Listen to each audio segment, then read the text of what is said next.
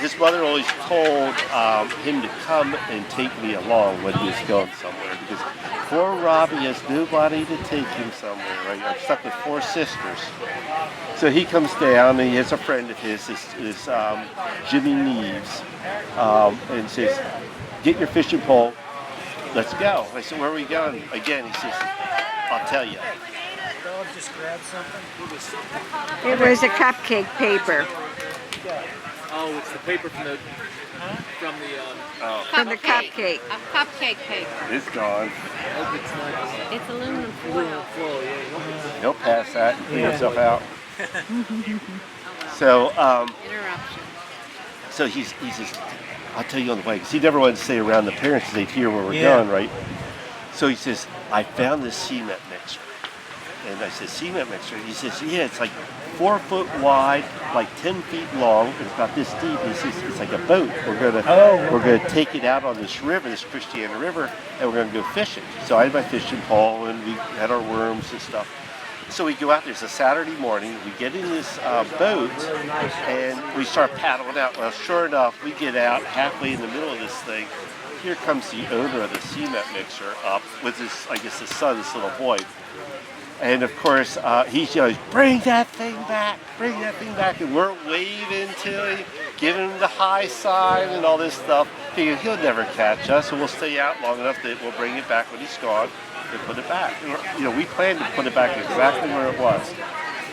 Well, he goes over to his truck, takes out a CB radio. He calls, we see him talking to somebody, and we see on the other side is a cop car. The lights start coming on, and he starts coming up the road. They were building I-95 going up through Delaware at the time. And the cop comes up, so the guy's on one side, the cop's on the other. We're thinking, we're trapped.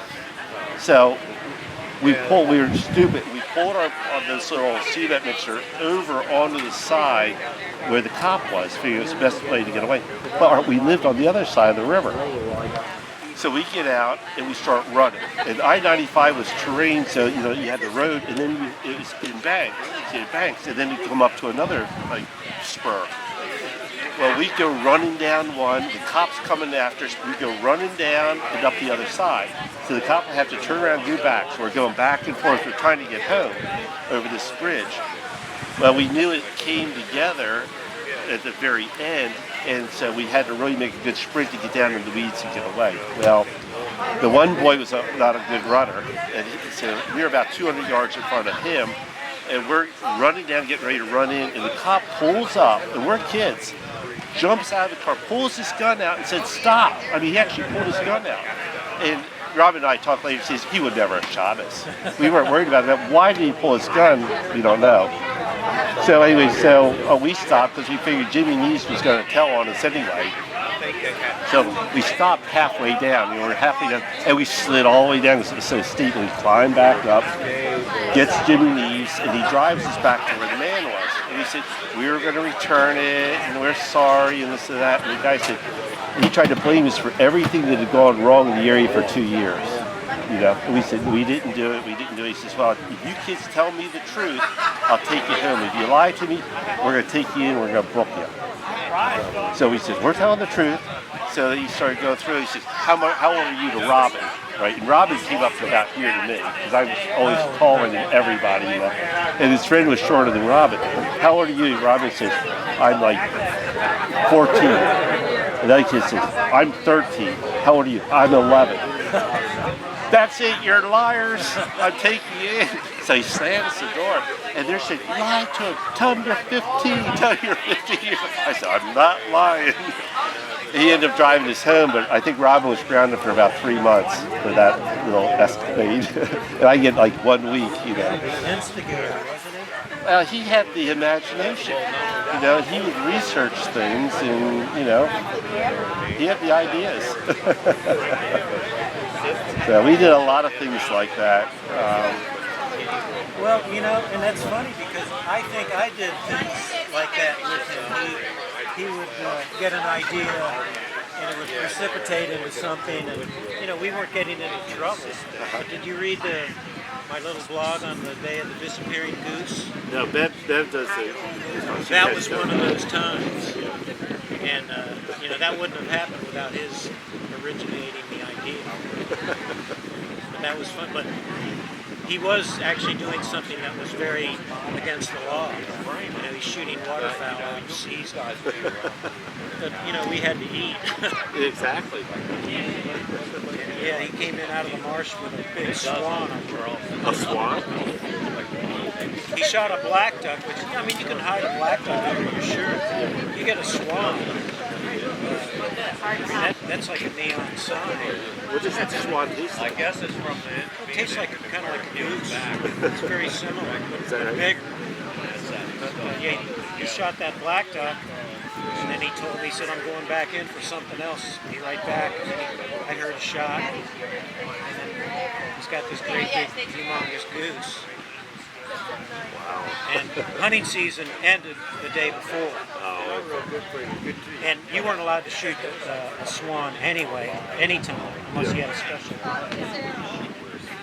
But then we brought it home to my house and prepared it. And this guy next door came over that was a legitimate waterfowl hunter. He saw, what we had done, or what Robin had done. Of course, I was an accessory, I guess. I was helping. Cooking it in your house. Yeah. But he always very proud of the fact that when he cleaned that black duck, he took the heart out. And the duck was still warm. He only shot it like an hour before. Oh wow. And he said, "Mike, we gotta eat the heart first." Put it in a hot skillet and seared it a little bit, and then cut it in half, and we each ate a little bit. We compared it to doing a line of cocaine or something. And then we ate the black duck. And I think he probably cleaned the swan the next day because that was such a huge job. Yeah, that is big. Wow.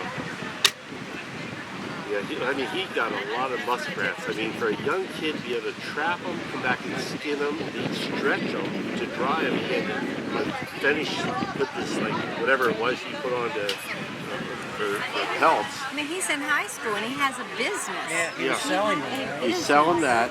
It's sort of funny when he did it, because you skin them and clean everything, and then reverse it and put it on this little expander. And it would go inside with the fur on the inside, and he'd finish the outside and let it dry, tanning, whatever he used for tanning. And then he'd sell it. But then he got, he said he would get rid of the meats down near the water. He said he'd do whatever he did, cut around wherever he did, and then throw the meat away. And he had some black guys come up to him. He said, "What do you do with that stuff?" They wanted the meat? They wanted the meat. He said, "I was selling the meat for $1 a piece." He was going to get like $3 for the pelts. He says, "This is great." That wasn't awful to eat that stuff. It would be oily. They still sell it. They sell it They in do. like farmers markets and Really? stuff. Yeah. And downstate, there's a place that, I know, but downstate there's a place that has it on the menu. You see that muskrat? When we first moved down here, we were in adjoining trailers next door to each other. Yeah, we made these things last year. And he'd go out and trap muskrats. I'd never seen anything like that before, but he put them up, the hides on these stretchers. Yeah. And he's hanging them from the clothesline. where he hung them on. And then what did he sell them down here too? Or Yeah, what did people do with it? I don't know. I don't even know where he sold them.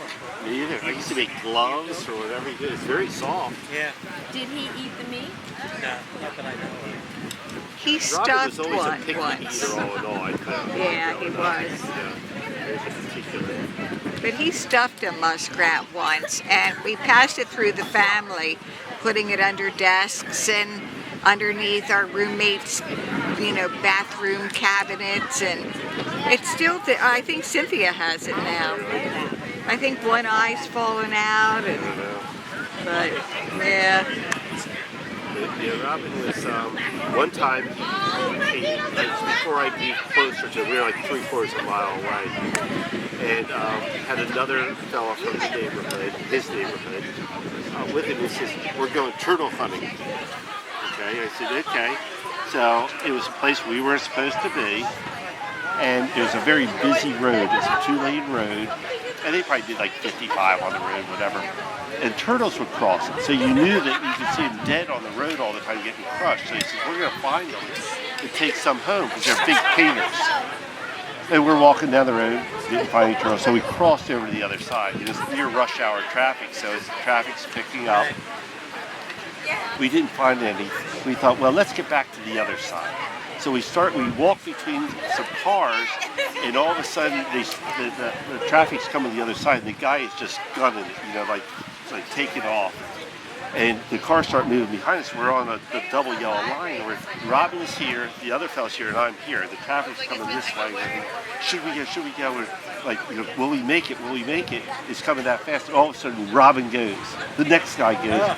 Then I go. Well, Robin dove and rolled and made it. The other fellow got hit on his hip, and I caught the car straight on. And I just remember looking at the guy, and you think you see a guy holding the steer. His hands are up. He's going to, with his hands in the air like this, right? Your reaction is to I know. But he went like this, I guess, like this, with his hands in the air, with his heart, and I got hit. Well, I remember that. Then I remember seeing sparks. The next thing I remember, I'm trying to get up to run. Well, apparently I was knocked out because Robin said, it was amazing. He says, you were flying through the air like 30 feet and you landed on your head, bouncing down the road on your head. He says, and you're laying there, and of course, I felt like, as a kid, I will go home, I will get home. And so I'm trying to get up, and they were already at me, lay down, calm down, son, and all this. And they took me to the hospital in a car. Another guy took me in the car to the hospital with Robin and the other fella. And I remember, I guess I broke a rib was about it. Besides that, I couldn't hardly walk because I was so stiff. You get hit by a car, you bounce around, you're stiff. And the cops in there just reading us a riot act and yelling at us. I guess so. And finally, here I am, I'm like 9 years old. I said, I was just hit by a car. We weren't trying to do anything, And he was worried that we were going to try to, I guess, claim something against the guy who hit us. And that night I went home, I remember the guy came over to the house and he is just crying hysterically, so upset that he had killed us. Killed me, I guess. And Robin got punished about 3 months for that too. It was crazy. Well, the guy was, we figured he's probably doing about 30, 35 miles an hour. He's getting up to speed when he hit me. But it wasn't his fault. I'm the one who jumped in front of him, Robin's fault. No, it was my fault. I should have stayed in the middle line.